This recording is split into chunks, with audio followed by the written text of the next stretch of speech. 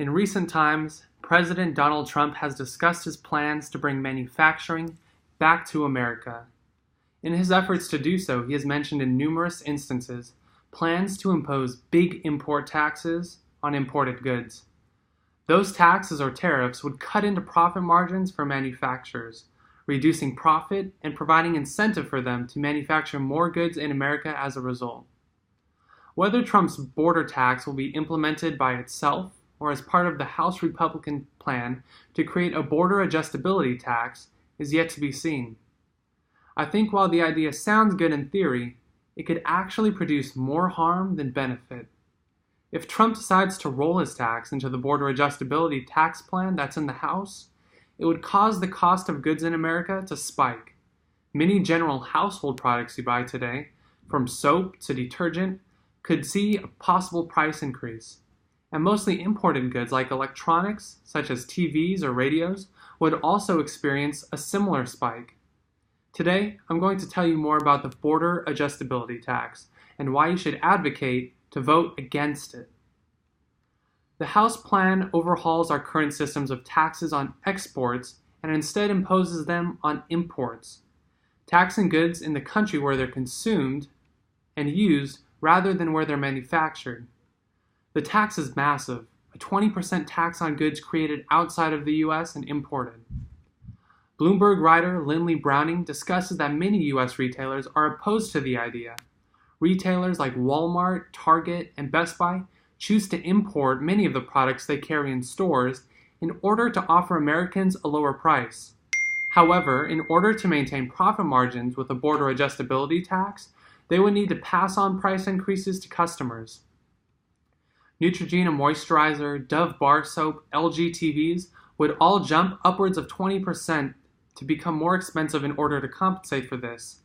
The effect this could have on Americans over the course of a year would be dramatic. By no means do the manufacturers care to move operations to the United States either, because they pay lower wages overseas and they don't want to incur another large expense by building additional factories and warehouses in the United States.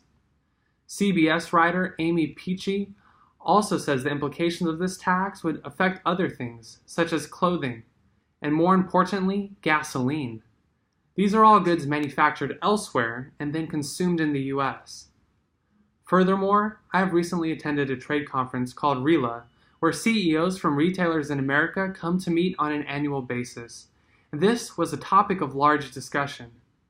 Leaders of retailers all agree that the border adjustability tax would prove detrimental to not only their business, but to their consumers. It could even damage the spending on consumer goods in the U.S. as a whole.